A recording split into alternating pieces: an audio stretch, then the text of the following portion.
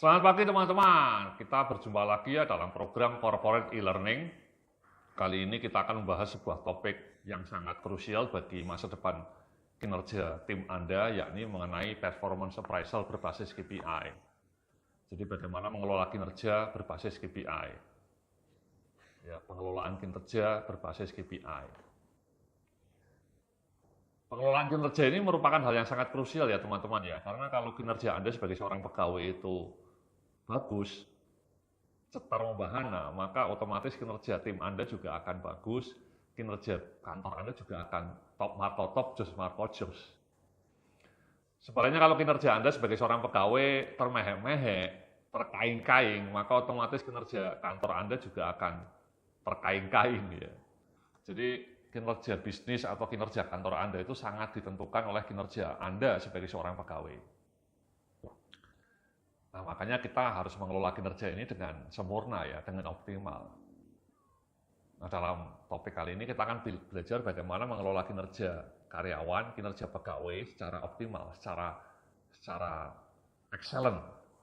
Oke. Jadi di slide kedua nih ya, saya cerita bahwa di dalam pengelolaan kinerja itu ada dua komponen kunci yang harus dinilai teman-teman ya. Ini yang pertama adalah aspek result atau aspek KPI, dan yang kedua aspek kompetensi atau perilaku kerja, sikap kerja.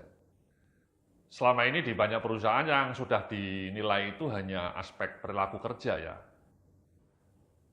Performance appraisal di banyak perusahaan itu hanya fokus pada penilaian aspek perilaku kerja. Kedisiplinannya, loyalitas mungkin, atau leadership-nya. Tapi masih belum banyak perusahaan yang secara sistematis menyusun KPI untuk semua karyawannya. Padahal itu salah satu komponen yang juga sangat penting untuk mengelola kinerja karyawan. Oke. Jadi di slide ketiga saya bilang bahwa aspek result atau aspek KPI ini sebenarnya menggambarkan aspek hasil kerja atau result karyawan. Pengukuran hasil kerja dilakukan melalui penyusunan KPI atau Key Performance Indicators karyawan. Sementara kalau aspek kompetensi atau perilaku menggambarkan aspek kecakapan yang perlu dimiliki oleh karyawan agar mampu menghasilkan kinerja yang optimal. Jadi ini dua-duanya harus dinilai teman-teman, dan dua-duanya ini saling berkaitan ya. Contoh sederhana, ibaratnya metaforanya seperti ini teman-teman. Jadi KPI itu ibarat goal yang harus kita ciptakan.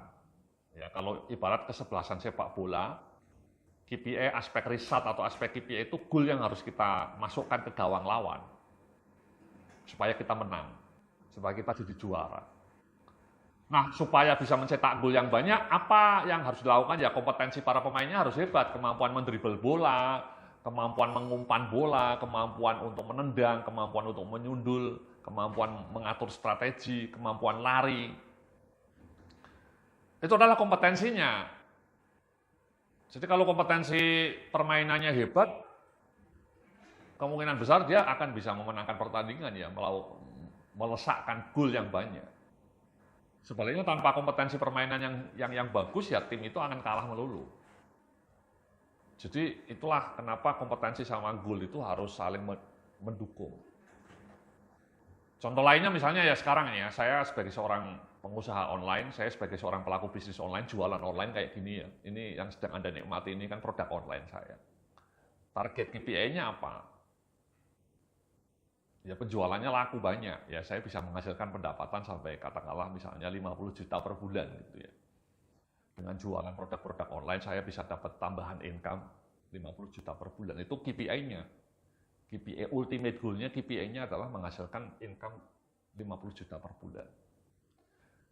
Nah, supaya KPI itu tercapai, apa yang harus saya lakukan? Ya, saya punya kompetensi macam-macam, harus, wajib. Misalnya kompetensi bikin video seperti ini, bikin produk online baru seperti ini, bikin materi yang bagus supaya pelanggannya suka dan membelinya. Kemudian kompetensi untuk melakukan pemasaran online, itu yang tidak mudah. Sangat tidak mudah. Ya. Saya harus pasang iklan di Google, pasang iklan di Instagram, pasang iklan di Facebook. Bikin email marketing, itu kan kompetensi yang tidak mudah. Kompetensi email marketing, kompetensi Google marketing. Nah, tanpa kompetensi-kompetensi seperti ini, tidak akan mungkin goal saya tercapai, tadi pendapatan 50 juta per bulan tidak akan tercapai. Tapi kalau kompetensi-kompetensi ini saya kuasai, saya bisa eksekusi dengan baik, saya bisa bikin produk yang bagus, saya bisa iklan dengan efektif, maka target penjualan 50 juta per bulan itu akan tercapai. Jadi sih Anda bisa melihat ya bagaimana kompetensi sama KPI itu saling berkaitan erat. Ya, kalau saya tidak bisa melakukan apapun, saya tidak bisa bikin video, saya tidak bisa bikin iklan di sosial media, otomatis KPI penjualan saya akan menjadi ilusi, hanya mimpi di siang bolong. Jadi dua elemen ini harus dinilai dengan tekun teman-teman, harus dikelola dengan tekun. Aspek perilaku kerjanya atau kecakapan kerjanya dikelola, kemudian KPI-nya diukur. Oke. Nah, kadang-kadang perusahaan menilai dua elemen ini dengan bobot yang sama, ya fine. Ada perusahaan yang ngasih bobot lebih tinggi ke KPI, misalnya bobot KPI-nya 60%, bobot perilaku kerja atau kompetensinya hanya 40%. Ada juga yang 50-50, 50%, 50%. Saran saya mungkin 50-50 ya, supaya sama ya. Jadi kompetensinya juga diperhatikan. Tapi itu pembobotan itu tergantung kebijakan manajemen ya. Menurut saran saya, kalau Anda pertama kali, Anda sebaiknya fokus pada bobot yang sama, seimbang. Kompetensinya ditingkatkan, harapannya KPI-nya juga tercapai. Ya. Tapi kalau perusahaannya sudah maju, mungkin bobot KPI-nya bisa sampai 60%, bahkan 70%. Sementara bobot kompetensinya cukup 30%. Ada juga perusahaan yang semakin tinggi posisinya, semakin tinggi bobot KPI-nya. Misalnya kalau manajer bobot KPI-nya 70%, kompetensinya cukup 30%. Tapi kalau staff, bobot KPI-nya tetap 50%, kompetensinya 50%. Kenapa? Asumsinya kalau manajer dianggap kompetensinya sudah matang, sudah oke, sudah siap. Jadi dia fokus pada hasil kerja. Jadi manajer itu harus lebih banyak fokus pada show me the result, hasil kerja nyata. Karena dianggap kompetensinya sudah cukup mumpuni. Gitu ya teman-teman ya. Nah, mari kita bahas di komponen pertama nih ya. Di slide 4 ini saya bilang komponen pertama itu KPI. KPI itu dibangun dari mana? Dari area kinerja utama Anda. Nah, area kinerja utama itu ditentukan oleh apa? Oleh job desk Anda, oleh proses bisnis atau workflow. Workflow ini proses bisnis ya. Ya juga expected result. Ya, hasil yang diharapkan dari posisi Anda. Menentukan area kinerja utama Anda. Kemudian baru dibikin KPI-nya. Nanti saya ngasih contoh, banyak KPI ya, dari berbagai fungsi. Nah, KPI ini pertama harus diidentifikasi, Anda identifikasi apa KPI Anda, kemudian setelah itu didefinisikan. Kadang-kadang butuh definisi ya. Anda paham apa makna KPI itu. Misalnya contoh sederhananya adalah KPI tingkat ketepatan waktu rekrutmen. Ya, jadi rekrutmennya harus tepat waktu. Nah itu kan harus didefinisikan. Definisi tepat waktunya seperti apa? Misalnya 30 hari.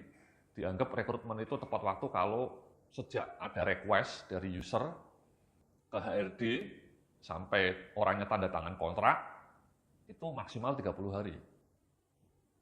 Itu kan definisi namanya. Kalau tanpa definisi seperti itu kan kita blank. Tepat waktu apa ya? Masuknya tepat waktu apa ukurannya ya?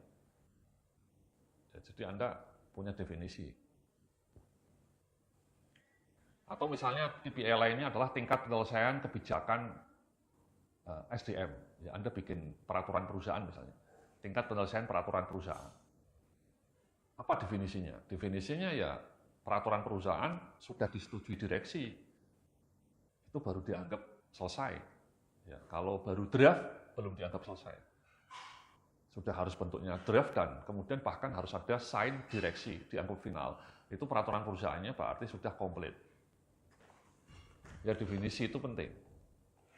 Kemudian yang ketiga diukur, ya diukur. Ini nanti kita belajar juga bagaimana cara mengukur KPI. Ini yang tidak mudah ya, beberapa KPI tidak mudah diukur. Nanti kita akan lihat contoh-contohnya ya. Kemudian dimonitor, kalau bisa tiap bulan dimonitor, dipantau pencapaiannya. Contohnya sederhana ya KPI, target penjualan ya. Target penjualan itu KPI juga. Banyak perusahaan selama ini pasti memantau target penjualan. Itu juga KPI, KPI-nya orang sales. Nah, KPI-nya namanya penjualan. Targetnya misalnya 1 miliar setahun. Tentu tiap bulan harus dipantau. Ya. Misalnya 1 tahun itu 1 miliar, berarti kalau di breakdown setiap bulan sekitar 85 juta penjualannya. Nah dipantau itu, Januari, Februari, Maret, seterusnya itu dipantau apakah penjualannya tembus 85 juta atau tidak. Kalau misalnya di bulan Maret hanya 60 juta misalnya, ya harus segera ada langkah koreksi. Itulah pentingnya pemantauan. Kalau Anda mantaunya hanya akhir tahun, itu kan terlambat. Meleset jauh target Anda. Tapi kalau tiap bulan dipantau, Anda kan bisa tahu track record Anda tiap bulannya. Jadi kalau di bulan Maret misalnya meleset target Anda bisa segera melakukan corrective action. Gitu ya teman-teman ya. Kemudian dilaporkan, idealnya KPI Anda juga dilaporkan. Nah pelaporan KPI ini kalau bisa idealnya nih ya, pakai aplikasi teman-teman, pakai software. Banyak perusahaan masih pakai Excel ya. Itu ya kurang afdol ya. Kalau terpaksa sih tidak masalah ya. Tapi kalau bisa ini kan sudah era digital ya. Android Anda sudah memorinya sudah 12 GB. Masa Androidnya sudah 12 GB memorinya. Mengelola performance appraisal-nya pasti pakai Excel. Atau bahkan pakai kertas. Malu-maluin dong. Apa gunanya HP yang keren itu? Kalau bisa Anda mengelola performance appraisal Anda dari aplikasi Android. Jadi kalau bisa perusahaan Anda punya aplikasi Android, dan dari aplikasi Android itu Anda bisa ngecek kinerja Anda tiap bulan. Itu kan keren. Top just market just. Jadi KPI Anda dilacak melalui software, melalui aplikasi Android misalnya. Atau aplikasi di desktop, tidak lagi melalui Excel. Oke? Gitu ya teman-teman ya. Jadi ini faktor pertama KPI. Nah ini saya ngasih contoh beberapa KPI ya. Di slide nomor 5 ini KPI, sampel KPI HRD. Ya misalnya nomor 1 persentase jumlah rekrutmen karyawan yang dilakukan dengan tepat waktu. Di sini definisinya 45 hari. Unit pengukurannya persentase, targetnya ilustrasinya 100% tepat waktu.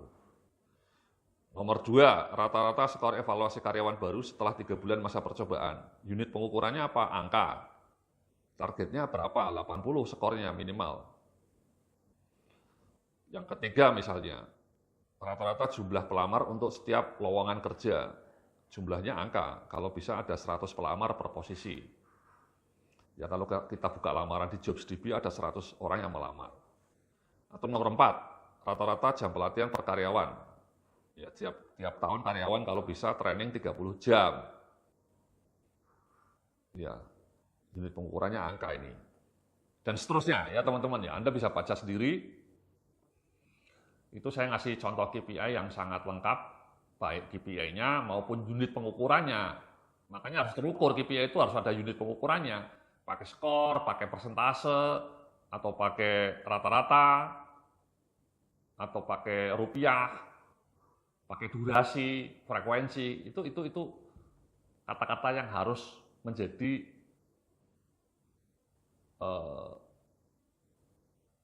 pemula dari sebuah KPI. Jadi KPI itu harus selalu didahului dengan kata-kata numerik. Misalnya skor, rata-rata, jumlah, atau durasi, atau frekuensi, atau tingkat. Jangan bikin KPI dengan kata-kata menyelesaikan pekerjaan dengan tepat waktu. Itu bukan KPI. Atau meningkatkan penjualan itu bukan KPI. KPI-nya ya omset penjualan. Targetnya meningkat 10%. Gitu teman-teman. Jangan bilang, KPI-nya apa kamu? Meningkatkan penjualan Pak Yudi. Itu salah kaprah. KPI-nya apa kamu? Omset penjualan. Targetnya tumbuh 20% Pak Yudi.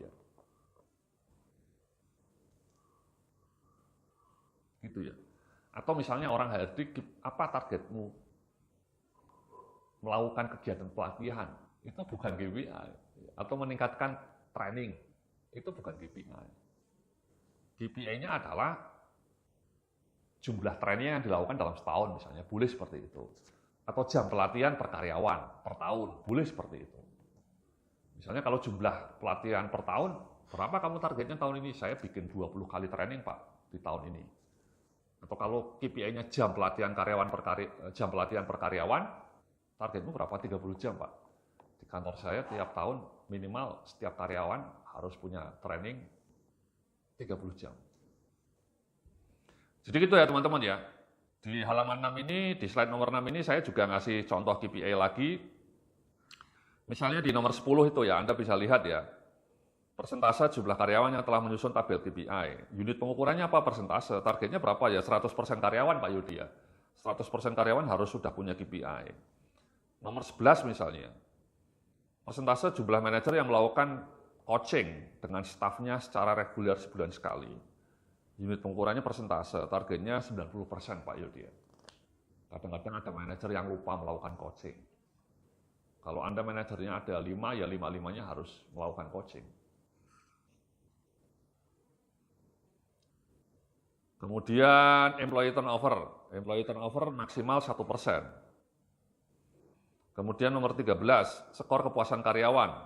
Kalau bisa minimal 4. Ya, 5-nya sangat puas, 1 sangat tidak puas. Skornya minimal 4. Gitu ya teman-teman ya, Anda bisa baca sendiri ini di halaman 6, di PDF Anda saya kan ngasih PDF juga ya. Kalau nomor 7 ini sampel KPI marketing, Anda bisa baca sendiri juga. Ya, sampel KPI marketing misalnya saya sebutkan nih ya. Nomor 1, persentase pertumbuhan penjualan dibanding tahun sebelumnya. Tadi saya bilang ya. KPI-mu apa persentase penjualan, pertumbuhan penjualan Pak Yudi ya? Targetnya tahun depan harus tumbuh 15%. Atau nomor 3, skor kepuasan pelanggan. Ya, pelanggan Anda disurvei melalui Google Survey atau melalui aplikasi rating. Kalau bisa skornya 4,25. Ya, jadi jangan sampai di bawah 4. Kalau Anda di GoFood itu kan ratingnya ada 1 sampai 5. Restoran yang bagus itu ratingnya biasanya 4,7, kadang-kadang 4,8. Kalau ada restoran ratingnya cuma 4, itu kurang enak. Ya. Nomor 5, KPI marketing nomor 5 misalnya, jumlah pengembangan produk baru. Bentuknya angka, berapa targetnya? Ya 5 Pak Yudi ya. Tahun ini kami mau bikin produk baru 5. Ini KPI saya juga nih, jumlah pengembangan produk baru ini ya. Saya sebagai seorang penjual online, penjual materi-materi pembelajaran secara online itu saya tiap tahun punya target bikin produk baru 2. Ya. Ini salah satu video yang Anda nikmati, ini produk baru juga. Minimal 2, kalau enggak nanti penjualan saya menurun. Jadi saya harus tiap tahun bikin produk baru. Kemudian di slide nomor 8, sampel KPI bidang IT. Ya, Anda bisa baca sendiri. Ya, macam-macam itu. Ya, salah satunya misalnya adalah nomor 7. Anda bisa baca nomor 7, jumlah rata-rata visitor yang melakukan kunjungan ke website perusahaan. Kalau bisa sehari 500. Jangan Anda punya website perusahaan yang berkunjung tiap hari cuma 100 atau bahkan di bawah 100, itu kurang afdol.